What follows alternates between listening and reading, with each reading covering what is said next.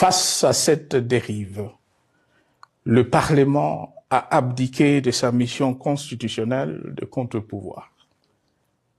Il a ainsi cessé d'être le temple de la démocratie, le lieu par excellence de l'expression législative et la volonté du souverain primaire, pour ne plus être qu'une chambre d'enregistrement de la volonté d'une seule personne. Quant à la justice, garante constitutionnelle de liberté publique et du socle de valeurs qui structure notre identité et forge notre unité, elle a complètement démissionné de ses responsabilités, se laissant ouvertement instrumentalisée à des fins politiques. Elle n'est donc plus qu'un instrument d'oppression d'une dictature qui tente désespérément de survivre à contre-courant de l'histoire, par la terreur et l'imposition de la pensée unique. Rôle peu louable qu'elle partage avec les milices tribales, ainsi que la police et le service de renseignement, eux aussi détournés de leur noble mission de protection des citoyens et de sécurisation de l'État. Sur le plan économique, la situation est de plus inquiétante.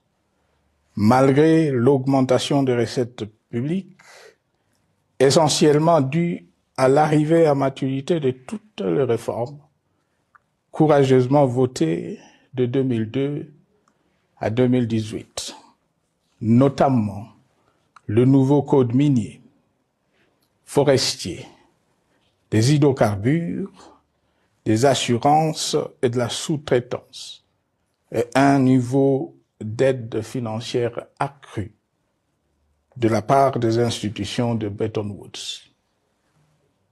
Aucun investissement n'a été réalisé pour doter le pays d'infrastructures modernes, soutenir des réformes structurelles et stimuler la croissance. Par contre, l'inflation et la dépréciation monétaire, jadis vaincues, sont de retour. La corruption et le détournement de deniers publics ont atteint un niveau inédit. Et l'endettement public que nous avions maîtrisé de 2010 a de nouveau grimpé en flèche, dépassant la barre de 10 milliards de dollars et suscitant des inquiétudes légitimes quant à la solvabilité à moyen et long terme du pays. Les conséquences sur le plan social sont aussi dramatiques. Aggravation du chômage, accumulation des arriérés des salaires des agents de l'État, baisse drastique du niveau de vie de la population et recrudescence du banditisme urbain, de l'exode rural et de la famine dans un nombre croissant de provinces. Les Congolais sont désormais en proie à une véritable angoisse existentielle.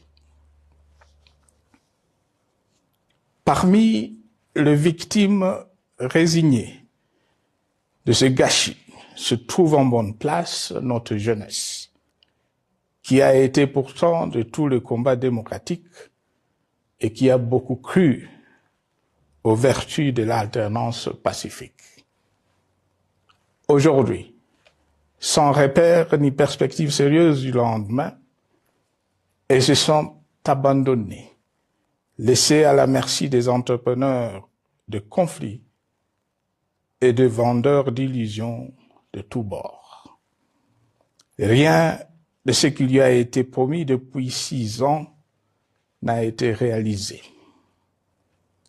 À cette jeunesse désabusée, comme à l'ensemble de notre peuple, nous tenons à donner une assurance. L'échec d'un régime compromet, mais ne scelle pas définitivement le sort d'un peuple.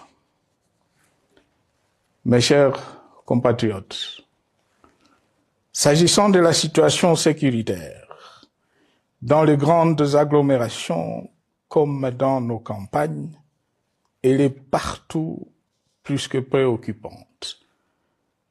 C'est le cas notamment au nord Kivu, au sud Kivu, en Ituri, au Maniema, au Tanganyika, au Katanga et au Mai-Ndombe, province pourtant voisine de Kinshasa, capitale du pays et siège des institutions. Le sang de nos compatriotes civils et militaires, valeureux officiers et soldats des rangs, mais aussi députés, éminents membres de la société civile ou de partis politiques, a ainsi abondamment et gratuitement coulé. Du fait de l'intolérance, du cynisme, voire pire, d'un terrorisme d'État pratiqué dans un seul et unique dessein, l'abus du pouvoir pour le pouvoir. C'est le cas, entre autres, de plusieurs centaines de détenus du centre pénitentiaire de rééducation de Makala, sauvagement abattus dans la nuit du 1er au 2 septembre 2024, victimes sans défense d'un crime incontestable contre l'humanité, à ce jour resté impuni. Il en est de même de membres de la secte mystico-religieuse Wazalendo de Goma, de jeunes de la Junafek à Lubumbashi et du massacre des adeptes de l'église Mbidi à Kilwa. Cette déliquescence de la situation sécuritaire est due à la mauvaise gouvernance du pays, qui dans ce secteur est aujourd'hui caractérisé par une formation militaire bâclée, des recrutements et mises en place ethniquement motivés, ainsi que par l'emprisonnement sans jugement, aussi bien de plusieurs militaires et officiers de haut rang que des agents de l'ordre et de sécurité, majoritairement swahiliphones. Bien plus, à l'armée nationale, bouclier de la nation, instrument de préservation de l'indépendance nationale et de l'intégrité territoriale, il a été substitué de bandes de mercenaires, de groupes armés, de milices tribales et de forces armées étrangères, qui ont non seulement montré leurs limites, mais aussi enfoncé le pays dans un chaos indescriptible. L'État a ainsi perdu le monopole de la violence légitime en sous-traitant aux groupes armés, autrefois maîtrisés, le maintien de l'ordre public et de la tranquillité nationale. Et comme si cela ne suffisait pas, l'armée nationale est vilipendée, conspuée et tournée en dérision par les autorités qui n'assument jamais rien alors qu'elles sont censées veiller à sa consolidation et à sa respectabilité. Pour les avoir formés, commandés et conduits au front, je connais nos soldats, boucs émissaires aujourd'hui de toutes les contre-performances enregistrées sur les champs de bataille. Ils ne sont pourtant pas intrinsèquement moins bons, moins nationalistes et moins loyaux. Ce qui a changé entre-temps, c'est la qualité du commandement et de leur prise en charge. Au niveau régional, le gouvernement a levé l'option désastreuse de se détourner de deux principaux instruments internationaux qui étaient à la base de l'architecture régionale de paix et de sécurité, laquelle avait permis la stabilité régionale que le président actuel avait trouvée lors de son accession au pouvoir. À savoir, le pacte sur la sécurité, la stabilité et le développement dans la région de Grand Lac et l'accord cadre pour la paix, la sécurité et la coopération pour la République démocratique du Congo et la région. Plus grave encore, en faisant de forces négatives, les FDLR, ainsi que des centaines de groupes armés congolais, de supplétifs des forces armées de la République démocratique du Congo, le gouvernement a ouvert la voie à la régionalisation du conflit, avec des conséquences inévitables sur la stabilité de la région. Mes chers compatriotes, alors que sur le plan institutionnel, politique, économique et social, les fondamentaux avaient été établis et que le pays avait été placé sur la rampe de lancement, prêt à décoller. Nous voici, hélas, en un temps record, soit 6 ans, de nouveau à la case départ. Seul d'un État failli, divisé, désintégré, au bord de l'implosion, inscrit en bonne place au palmarès de pays pauvres, le plus corrompu et très endetté. En atteste tout le rapport tant du Conseil de sécurité des Nations Unies que ceux sur l'indice de développement humain et sur la pauvreté. La crise qui déchire notre pays est donc profonde et multidimensionnelle. Sa solution doit être nécessairement globale. Toute autre approche n'a donc aucune chance de conduire à une paix durable. Bien plus, le Congo est intemporel. Il n'appartient pas à tel ou tel régime politique. Ce dernier étant par définition rotatif et donc passager en démocratie. Il appartient plutôt au peuple congolais dans sa grande diversité. Ce qui est vrai du Congo l'est aussi des immenses ressources du sol et du sous-sol dont il regorge et qui sont essentielles à la croissance et au développement à l'échelle internationale. Que tous, au pays comme à travers le monde, en tiennent compte et qu'ils inscrivent leurs projets dans une perspective qui privilégie l'intérêt du Congo et des Congolais, plutôt que celui de ceux qui, à un moment ou à un autre, dirigent le pays. Cela étant, pour sauver le Congo, les griefs légitimes du peuple congolais contre le régime en place ne peuvent être éludés. Ils doivent plutôt être pris en compte. La dictature doit prendre fin et la démocratie, tout comme la bonne gouvernance économique et sociale, doivent être restaurées. Car, comme en témoigne l'histoire, il ne peut y avoir de solutions sécuritaires définitives sans solution politique sincère.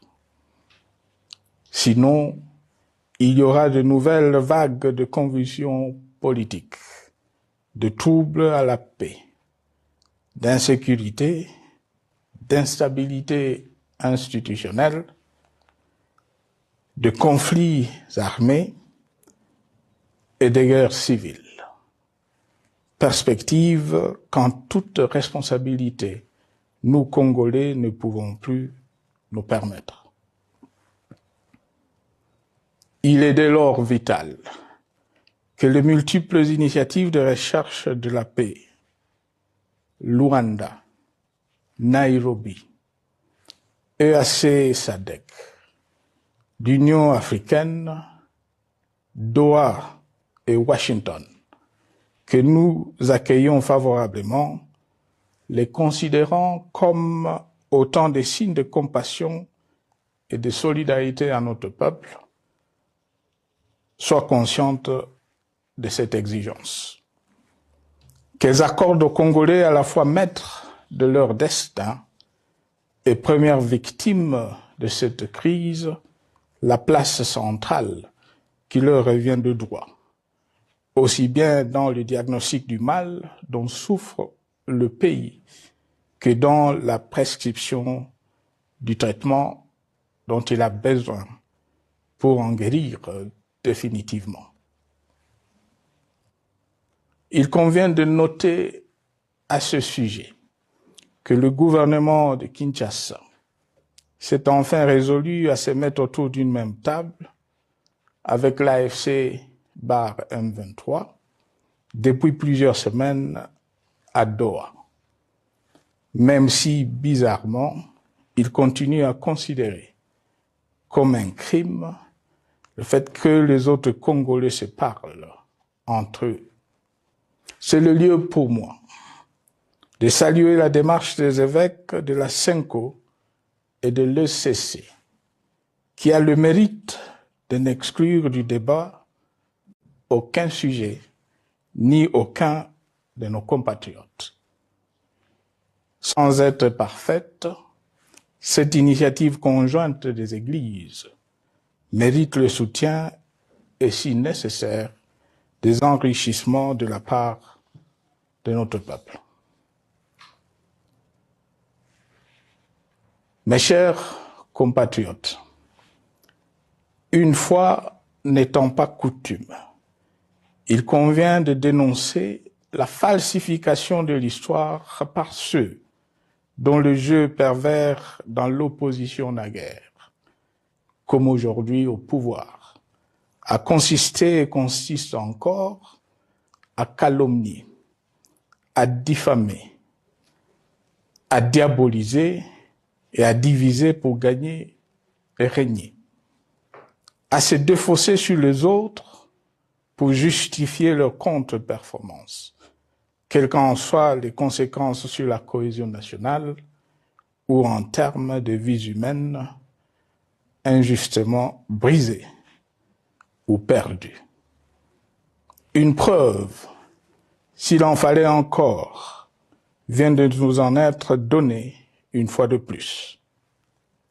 Il y a quelques jours, en effet, suite à une simple rumeur de la rue ou des réseaux sociaux sur ma prétendue présence à Goma, où je veux me rendre dans le prochain jour, comme annoncé par ailleurs, le régime en place à Kinshasa a pris des décisions arbitraires, avec une légèreté déconcertante qui témoigne du recul spectaculaire de la démocratie. Mieux que quiconque, vous savez que pour moi, le Congo est la priorité absolue, que sa souveraineté et son intégrité territoriale ne sont pas négociables, que mon engagement pour la démocratie, la cohésion nationale, la paix et la stabilité n'est pas un slogan creux, et que le respect de la Constitution et des lois du pays, autant que celui de la parole donnée, sont sacrés. Militaires, J'ai juré de défendre la patrie jusqu'au sacrifice suprême. Hier au pouvoir, aujourd'hui en dehors du pouvoir, je demeure plus que jamais fidèle à ce serment. En ce moment où le pays est de nouveau divisé, appelé par le destin, j'ai le devoir d'œuvrer à la recherche de la paix et de contribuer à la reconstruction de notre pays qui se meurt. C'est dans cet esprit que j'ai choisi ce moment pour exprimer ma sympathie à l'endroit de toutes les victimes du conflit en cours, de réconforter et marquer ma solidarité avec la population de la partie orientale. Vous, qui êtes abandonnés par le pouvoir central, qui semble avoir pris le parti de vous punir, entre autres, en déconnectant les institutions financières du réseau bancaire national et en restreignant le mouvement de personnes et de biens. Ces décisions et bien d'autres vous asphyxient et rendent votre vie plus précaire que jamais. J'en appelle aux uns et aux autres, en particulier au gouvernement, d'humaniser les conditions de vie de nos compatriotes de cette partie du territoire national. Ils ont droit à la vie, à la scolarisation de leurs enfants et aux autres conditions du bien-être. En entendant le rétablissement de l'autorité de l'État sur toute l'étendue du territoire national, j'invite les tenants du pouvoir à protéger la population. De même, l'armée, la justice, les autres structures en charge de l'ordre et de la sécurité doivent être véritablement au service de la population et répondre à ses aspirations. Mes chers compatriotes, de par mon expérience dans des situations similaires, le patriotisme et l'humanisme ont guidé le processus de règlement de conflits et ont porté de fruits dans le passé, aussi bien sur les champs de bataille que sur celui de négociation ou du dialogue. Notre pays avait été divisé de quasi moitié pendant quelques années. La sagesse avait alors prévalu. Nous avions recollé le morceau et le pays a survécu dans son unité. C'est ainsi qu'après quelques années de réflexion sur la crise en cours, après avoir consulté des chefs d'État et des anciens chefs d'État de la région, ainsi que des acteurs politiques et sociaux, nationaux et étrangers, j'ai fait ce jour une proposition qui engage la nation tout entière à un sursaut patriotique pour un pacte citoyen afin de tirer le pays du gouffre. Le travail hardi qui s'impose à nous portera notamment sur les 12 points suivants. 1. Mettre fin à la dictature, mieux à la tyrannie. 2. Arrêter la guerre. 3. Rétablir l'autorité de l'État sur toute l'étendue du territoire national. 4.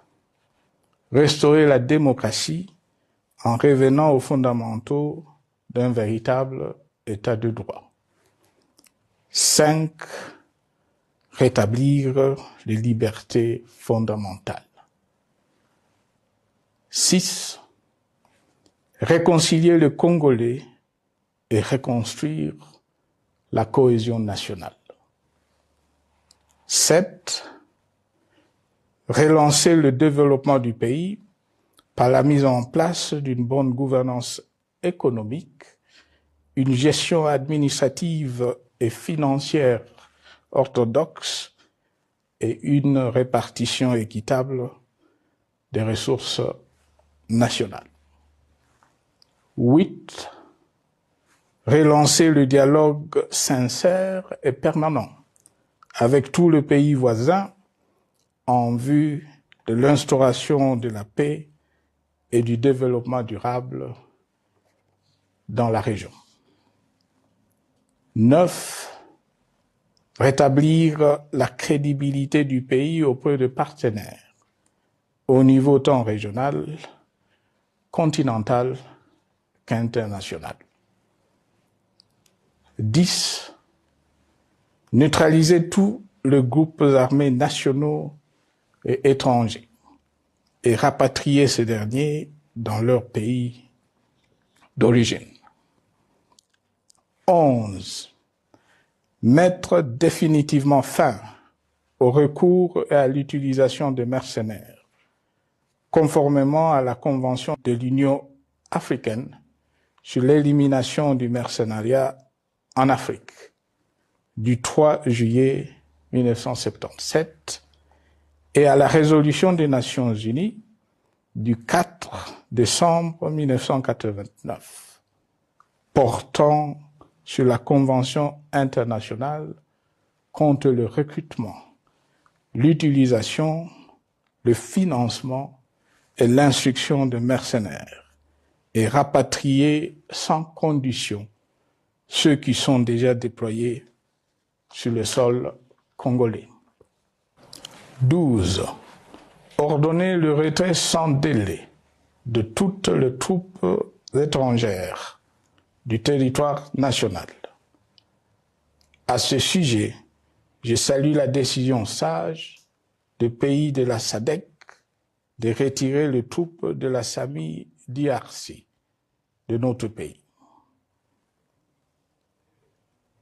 Vu l'immensité de la tâche ainsi décrite, je lance un appel solennel à tous les Congolais, sans distinction de sexe, d'ethnie, d'âge, de classe sociale, de zone géographique ou d'appartenance politique, qui aiment passionnément le Congo, qui sont prêts à tous les sacrifices, qui adhèrent sans réserve au pacte républicain de Sun City et qui tiennent au respect de la Constitution du 18 février 2006 à se dire autour de ces objectifs. Il s'agit de la refondation de l'État et de l'édification d'un pays qui a perdu ses repères. Mobilisons-nous et mettons à profit tous les moyens à notre disposition pour restaurer l'unité nationale, sauver le Congo et préserver son indépendance. Car l'Afrique et le monde nous regardent. Mes chers compatriotes, le Congo vaut mieux que la caricature qu'en donnent ses dirigeants actuels.